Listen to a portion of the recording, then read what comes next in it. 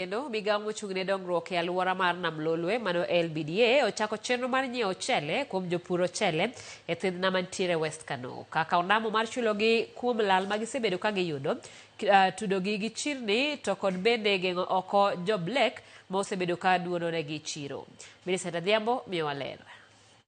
Chien kacha jopur mag mchele osebedo gi challenges mang'eny nikech iyudo ka ji dhi ng'iewo mchele irgi e bei mani piny nikech pok gituoyo mchele maber. E kaunti ma Kisumu, duol mar Lake Basin Development Authority LBDA ochako ayanga chenro mar nyiewo michele kuom jopur ochele ma West Kano Irrigation Scheme, chenro mane gichako higa achiel mokalo. Jatatije e duol no, Wycliffe Ochiaga, wacho ni migawo no osewuotho gi jopur ka ginyiewo michele kuomgi e kauntis ma Kisumu, Homa Bay kod Migori ka chenro bende gin godo mar yaro badgi nyaka e kaunti ma Busia. Wadhi miyogi tingni mag pur, wadhi miyogi kothe, wadhi puonjogi, wadhi yawo canals mag pi mondo giyud pi. Kwatieko wabro dhi Migori wantiere gi Kuja, wantiere gi Nyateke. Kwatieko mano wabro dhi Busia miluongo ni Budalangi. Bende oyango ni giserego metric tons milion 6 mag ochele nyaka ne gichakrego ka gin gi lek mar biro rego metric tons milion 12 e higa mabiro ka korka korgi jopur ne orwako chenro no ka giwacho ni giyudo fuong'ruok mar chiro bang' keyo mekgi gi nengo mowinjore. Wan mchele kane wachako puro waonge gi kama ne mchele nyalo tere, chiro minyalo tere mchele. To ka koro waneno gi ka gibiro kar kerigo mondo mi gikonywa korka chiro, chunya ogone Nyasaye erokamano kuom kelogi. Chiro osebedo problem ahinya ne wan. To manager ne wan godo mondo oseyie mondo mi olosnwa chiro. Manyaka sani oseng'iswa ni chiro nitie. Makata sani jogi osebiro e team kae maduong' ma gikawo michele ka. We take 17,000 tons to Lake Basin Development Authority.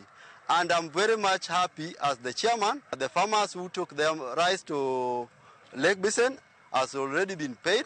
Kata kamano, yuak to pod gin go. Lakini bado tuko na shida zingine. Hatuna access road. Wakulima wako na shida ya kutoa mpunga kwa mashamba. Wan koka jok matie Southwest Kano Irrigation Scheme, watiyo gi gravity, piwa wuok nyando.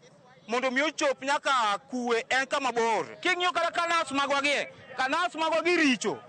Kwanya bilo gi permanent canals. Koka makuja irrigation kucho. Permanent canals makata kandalo ma chieng' rieny. Ko yudo pi to pi ok lal through evaporation. Wanyalo bedo mamor sana. Gima wang'eyo ni wakwayo kodhi nikech kodhi waonge godo.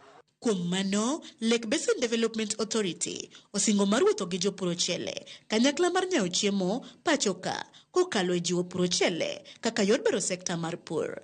LBDA wacho ni piny Kenya tiyo gi michele metric tons milion 1.3 maromre gi 30% kende ka 70% iomo e pinje maoko. LBDA oyango ni gisediero eka 15,000 mag lope ma ibiro pure michele mondo okony e geng'o fuok mar nok mar ochele pacho kae.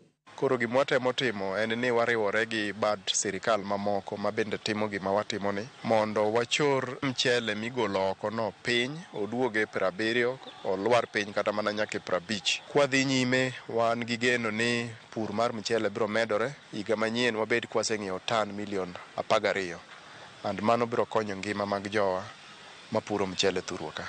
Millicent Adhiambo, Ramogi TV, Kisumu County.